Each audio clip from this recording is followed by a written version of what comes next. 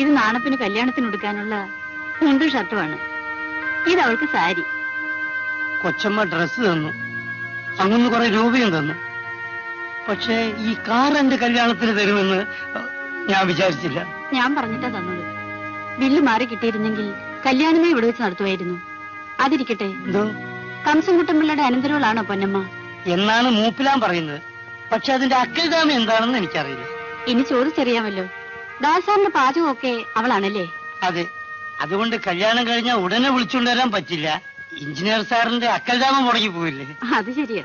അദ്ദേഹം എങ്ങോട്ടെങ്കിലും സ്ഥലം മാറി കഴിഞ്ഞാൽ ഒരു വീടെടുത്ത് രണ്ടുപേർക്കും കൂടി താമസിക്കണം. എന്നാ ഇനി നീ താമസിക്കണ്ട. കല്യാണം മംഗളമായി നടക്കട്ടെ.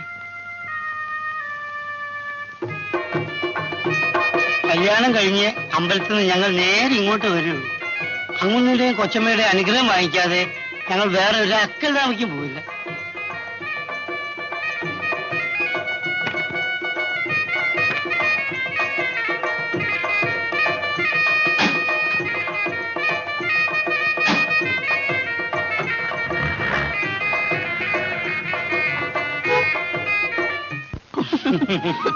പൊന്നമ്മേ, അങ്ങൊന്നും കൊച്ചമ്മയും നിർബന്ധിച്ചുകൊണ്ടാണ് ഞാൻ ഇപ്പൊ നിന്റെ കഴുത്ത് താലി കെട്ടി. അപ്പൊ എന്നോട് സ്നേഹമില്ലായിരുന്നു? സ്നേഹമുണ്ട്. പക്ഷെ ഒരു ഭാര്യ എന്ന നിലയിൽ ഒരു വീടെടുത്ത് താമസിപ്പിക്കാനുള്ള അക്കൽദാമ എന്റെ കയ്യിലായിരുന്നു. അതുകൊണ്ട് അതിനുള്ള സൗകര്യം വന്നിട്ട് കല്യാണം കഴിച്ചാൽ മതി എന്ന് കരുതി. ഏതായാലും നമുക്ക് രണ്ടുപേർക്കും ജോലിയുണ്ടല്ലോ. കഴിയുന്നതും വേഗം നമുക്കൊരു വീട് വെക്കണം. നിന്നിനി ജോലിക്ക് അയക്കരുതെന്നാണ് എന്റെ ആഗ്രഹം. പക്ഷെ പറഞ്ഞിട്ട് ഫലമില്ലല്ലോ. തൽക്കാലം പകൽ നമുക്ക് ജോലി ചെയ്യാം. രാത്രിയിൽ എന്നും ഞാനിങ്ങ് വരാം. കാശൊന്നും കളയാതെ തന്നെ ഏൽപ്പിക്കണം. എന്തിനേ? നിന്റെ മാമനോടില്ലേ? രണ്ടുപേരും കാശ് എന്നെ ഏൽപ്പിച്ചാ മതി. വേണ്ട വേണ്ട, ഞങ്ങൾ ജോലി ചെയ്യുന്ന കാശ് ഞങ്ങൾ സൂക്ഷിച്ചോളാം. ആരെ സഹായിക്കാൻ വരണ്ട. തല തെറിച്ചവളെ, ഒരു സംബന്ധക്കാരനെ കിട്ടിയപ്പോ നീ മൂട് മറന്നോ? ഒറ്റ ബീക്കാൻ താൻ വീക്കോ? പൊന്നമ്മേ, എന്നെ വീക്കുന്നൊന്ന് കാണട്ടെ. ഞാനൊരു കളിതമാശ പറഞ്ഞല്ലേ നാടപ്പ. നീ അതൊക്കെ കാര്യമാക്കോ? എടോ ഡിപ്പിക്ലോസേ, പൊന്നമ്മ ഇപ്പൊ എന്റെ ഭാര്യ. ആര്? എന്റെ ഭാര്യ. തന്റെ അല്ല, എന്റെ. താൻ അവളെ ഭരിക്കാൻ വന്നാലേ അടിച്ച് തന്റെ അക്കൽദാമ ഇളക്കി കളയും. എന്തോന്ന് അക്കൽദാമ? അപ്പോ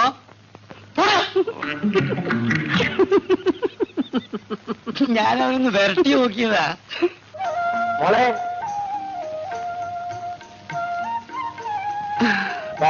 മുട്ടായി.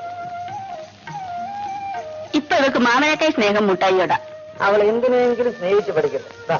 ഇത് കൊണ്ടുപോയി വെട്ടി കഴുകി വറുത്തും പൊരിച്ചൊക്കെ വെക്കാൻ. ഇന്നെന്താ പതിവില്ലാതെ വല്യ മീൻ? അറിഞ്ഞില്ലേ, ചേട്ടൻ ജാമ്യത്തിലിറങ്ങുക. ജയിലിൽ 2-3 ദിവസമായിട്ട് ഗോതമ്പുണ്ടുമായിട്ട് കഴിയുകയില്ലായിരുന്നു. ഇന്നെങ്കിലും വയറ് നിറച്ച് നല്ലതുപോലെ വല്ലതും കഴിക്കണം. കൂലി കിട്ടാത്ത ഈ സമയത്ത് എന്തിനാ ഇത് വാങ്ങിയത്? കടമല്ലേ, കാശ് കിട്ടുമ്പോ കൊടുക്കും. ബില്ല് മാറിയില്ലെങ്കിലും കൂലിക്കുടിശ്ശിക തീർത്തു കൊടുക്കാൻ സർക്കാരിൽ നിന്ന് പണം അയച്ചിട്ടുണ്ട്. അപ്പോൾ സമരം നിർത്താമല്ലോ. നിർത്താം. ഗോപാലൻ കിടന്ന് വന്നു. മോളെ, ഇന്ന് നിന്റെ മാമൻ വരും.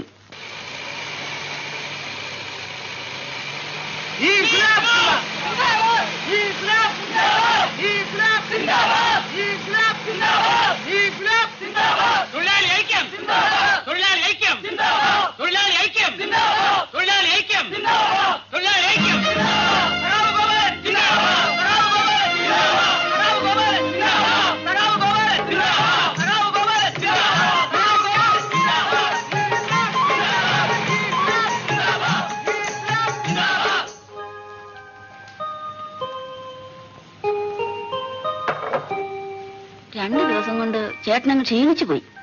നിനക്ക് തോന്നുന്നതാണ്. എത്ര പ്രാവശ്യം ജയിലിൽ പോയിട്ടുള്ളവനാ ഞാൻ. എനിക്ക് പേടിയായിരുന്നു. അയാൾക്ക് ആരെങ്കിലും പിടിച്ചു കിടത്താൻ പാടില്ലായിരുന്നു. ബാവ എന്നും രാത്രി ഈ തിണ്ണയ്ക്ക് വന്ന് കിടക്കുമായിരുന്നു. ബാവായോ? അതെ ചേട്ടാ, എന്നും അരി സാധനങ്ങളും ഒക്കെ വാങ്ങിച്ചുകൊണ്ട് തരുമായിരുന്നു. നല്ല സ്നേഹമുള്ള മനുഷ്യനാ. ഷാൻ കമ്മിറ്റി നോട്ടീസാണ്. കമ്പി വാങ്ങിച്ച വയൽ 1.5 ലക്ഷം രൂപ കൊടുക്കാനുണ്ടെന്നുള്ള വക്കീൽ നോട്ടീസ്. ഞാൻ എവിടെ കൊടുക്കും? നോട്ടീസിന് മറുപടി അയക്കണം. ഉടനെ കൊടുക്കാമെന്ന്. മറുപടി അല്ല അവർക്ക് ആവശ്യം, അവർക്ക് രൂപയാണ് ആവശ്യം. ഇത് കൂടാനിട്ട് മരിച്ചവരുടെ വീട്ടിലേക്ക് 10,000 രൂപ കോമ്പൻസേഷൻ കൊടുക്കണമെന്ന് സർക്കാർ വന്നിരിക്കുന്നു. ഞാൻ അന്നേ പറഞ്ഞതാ അവിവേകം ഒന്നും കാണിക്കരുതെന്ന്. ഗോപാലിന് കേസ് കൊടുക്കാൻ ബോംബെറിയിച്ചു. എന്നിട്ടിപ്പോ എന്തായി? ആളപകടം ഉണ്ടാകുമെന്ന് ഞാൻ വിചാരിച്ചു.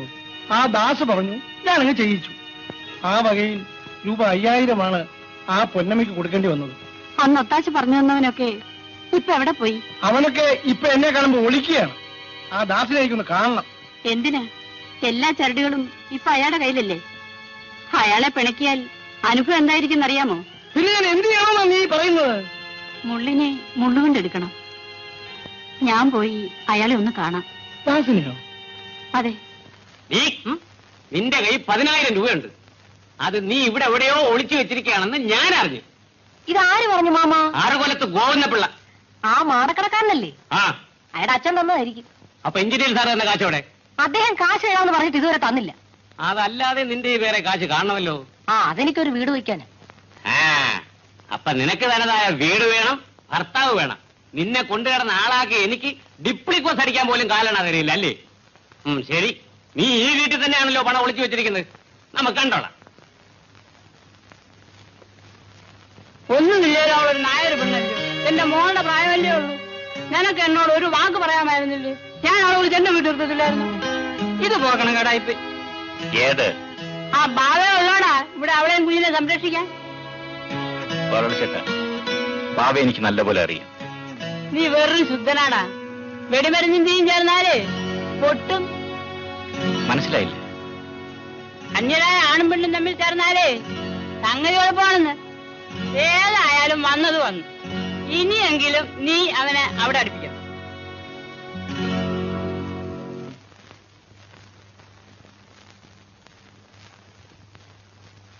നമസ്കാരം സാർ. നമസ്കാരം. കാറിന്റെ ഹോൺ കേട്ടപ്പോ ഞാൻ വിചാരിച്ചു വാസുക്കുട്ടൻ പിള്ളയാണ്. എന്താ പതിവില്ലാതെ? സാറിനെ ഒന്ന് കാണാൻ വന്നതാ. ആ, ബില്ലിന്റെ കാര്യം. ഓ ഐ സി. അതേപ്പറ്റി വിശദമായി സംസാരിക്കണമെങ്കിൽ അല്പം സമയം വേണം. എനിക്ക് തിടുക്കമൊന്നുമില്ല. ആ, എന്നാ നാണപ്പം താഴെ ചെന്നിരിക്കും. ഞങ്ങൾക്ക് അല്പം സർക്കാർ കാര്യം സംസാരിക്കാനുണ്ട്. എന്നാ ഞാൻ പോയി എന്റെ അക്കൽരാമിന്ന് കണ്ടേച്ചും വരാം. വരണമെന്നില്ല, ഭവാനിയമ്മയെ ഞാൻ കൊണ്ട് വിട്ടോളാം. ഞാൻ പോയിക്കോട്ടെ കൊച്ചമ്മേ? നീ ഭാര്യയുടെ അടുത്തേക്ക് പോയല്ലേ, ഞാൻ പൊയ്ക്കൊള്ളാം. വരൂ, അകത്തിന് സംസാരിക്കാം. വരൂ, ഇരിക്കും. സാറേ, ഈ ബില്ല് മാറി കിട്ടാത്തത് കൊണ്ട് സുനിന്ദയുടെ അച്ഛൻ വല്ലാതെ വിഷമിക്കുകയാണ്. ബില്ല് പാസ്സാകാത്തതിന് എന്റെ അറിവിൽ ഒരേ ഒരു കാര്യമേ ഉള്ളൂ. അതെന്താണെന്നാണ് അറിയേണ്ടത്. അതിപ്പോ ഞാനെങ്ങനെയാ പറയുന്നത്? പറയാതെ എങ്ങനെ അറിയുന്നത്? മനസ്സിലാക്കുമെന്ന് കരുതി. അദ്ദേഹത്തിന് പുതിയ ഏർപ്പാടുകളൊന്നും അറിഞ്ഞുകൂടാ. പണ്ടൊക്കെ എഞ്ചിനീയർമാർ ബില്ല് പാസ്സാക്കി വീട്ടിൽ കൊണ്ട് കൊടുക്കുമായിരുന്നു.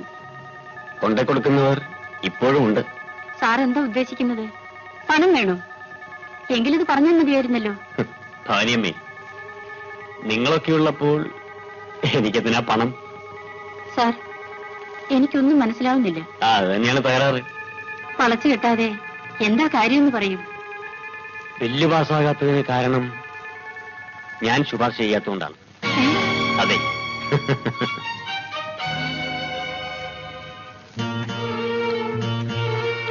ഞാൻ ശുപാർശ ചെയ്യണമെങ്കിൽ ഞാൻ ആഗ്രഹിക്കുന്നത് എനിക്ക് കിട്ടണം. ഞാൻ ഇത്ര വിചാരിച്ചില്ല. എന്റെ ഭർത്താവിന് കുറെ കടമുണ്ട്. പക്ഷേ അദ്ദേഹത്തിന്റെ മാനമാണ് എനിക്ക് വലുത്. നിങ്ങൾ പരിചയിച്ചിട്ടുള്ള വഴി ഇതായിരിക്കും. പക്ഷേ ദാസ്, വാസുക്കുട്ടമ്പിള്ളയുടെ ഭാര്യയെ ഇതിനെ വിട്ടുകയില്ല. നിൽക്കൂ. വാസുക്കുട്ടമ്പിള്ള ഇന്ന് കൊലക്കേസിൽ പ്രതിയാണെന്ന് അറിയാമല്ലോ. സർവ്വ തെളിവുകളും എന്റെ കയ്യിലുണ്ട്. നാളെ തൂക്കുമരത്തിൽ വാസുക്കുട്ടമ്പിള്ളയുടെ ജീവൻ പിടഞ്ഞ് അവസാനിക്കുമ്പോ ഞാൻ നിങ്ങളെ വന്ന് കണ്ടുകൊള്ളാം. പൊക്കോളൂ. ഞങ്ങളെ ചതിക്കരുത്. എന്റെ ഭർത്താവ് നിരപരാധിയാണ്. അല്ല, അയാളാണ് പൊന്നമ്മയെ കൊണ്ട് ഗ്രാനേഡ് എറിയിച്ചത്, രണ്ടുപേരെ കൊല്ലിച്ചത്. ജീവിച്ചിരിക്കുന്ന ഭർത്താവിന്റെ മാനമല്ലേ നിങ്ങൾക്ക് വലുത്? നാളെ ആ മാനം എന്താകുമെന്ന് നമ്മൾക്ക് കാണാം. നിങ്ങൾ പോകുന്നില്ലേ? എനിക്ക് അല്പം ജോലിയുണ്ട്. ഇല്ല, ഞാൻ പോകുന്നില്ല. അദ്ദേഹത്തിന്റെ ജീവനേക്കാൾ വലുതായി എനിക്കൊന്നുമില്ല. ഒന്നും പേടിക്കാനില്ലെന്നേ. സാർ, ഞാനൊരു ഭാര്യയാണ്. എന്റെ അഭിമാനം. അത് ന്യായം. ഇതാ നോക്കൂ, ഇത് ഞാനും നീയുമല്ലാതെ ദൈവം പോലും അറിയാൻ പോകുന്നില്ല.